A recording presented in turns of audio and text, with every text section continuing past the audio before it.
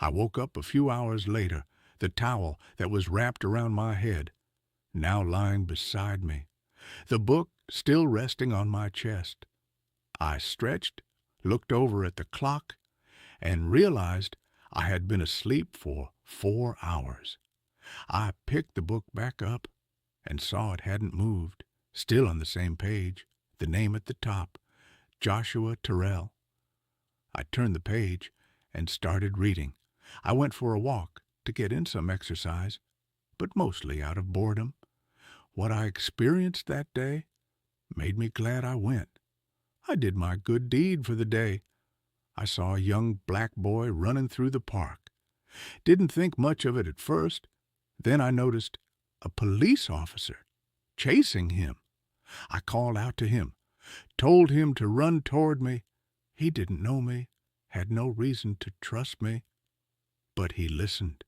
The trees covered us just enough. When the officer reached the spot where the boy had been, he was gone, confused, looking around, trying to figure out where he disappeared to. Then he left. We walked together for a while. He told me he jogs in the park every day. He was only 15, and that day was nothing like the others. He said he saw the officer yelling at some kids, holding a nightstick. When the officer noticed him, he told him to mind his business. When he didn't, that's when the chase started. We kept walking, and eventually 3 little kids came up to him, thanking him. I spoke with them, and they confirmed everything. I walked him to the edge of the park, gave him my number, told him to call me if he ever needed help again. After we parted ways, I stayed with the kids. They were quiet at first, didn't want to talk, but eventually they opened up. We passed a store. I asked if they were hungry or thirsty. 2 of them were, so I gave them each $1, told them to get whatever they wanted.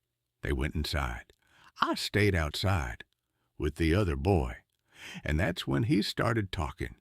He told me he lives in foster care, one of many kids in the house. I asked about his parents. He said he never met them, said he was placed there by a police officer. That stuck with me, gave me chills. He kept talking, like he'd been holding it in for a long time. He told me about the homes, the way they treated the kids, the favoritism, the neglect, kids going to bed hungry, wearing dirty clothes. I asked him about the home he was in now. More than once, he avoided it. Then he said something that didn't sit right. He said when he first entered foster care, there were other kids with him, 2 girls, 2 boys, and another child. When I asked if any of those kids were still with him, he shrugged.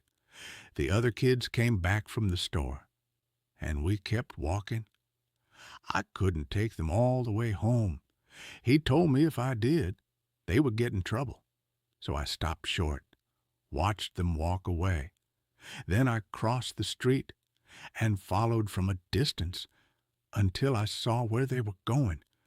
The house was hard to ignore, white but worn down, paint fading, grass overgrown, the backyard fenced in, filled with old car parts, and a car sitting on bricks. They went inside. I stood there for a moment, taking it all in. Then I walked 1 block further, crossed the street again, and pulled out a pen. I didn't have paper, so I wrote it on my hand. 3383 Washington River Drive. I stopped reading, turned off the lamp, laid back down, and closed my eyes.